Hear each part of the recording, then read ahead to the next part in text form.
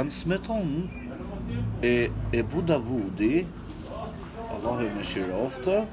në Haraj me numër 25-26, hadithin e pejgamberit alayhi salatu wassalam, kur thotë: nuk ka mirësi në fe pa ruku, pa namaz. Gjithashtu, në një hadith tjetër fisnik, jemi lajmëruar se pyetja e parë që do të bëhet në lidhje me adhurimet në ditën e gjykimit do të jetë për namazin,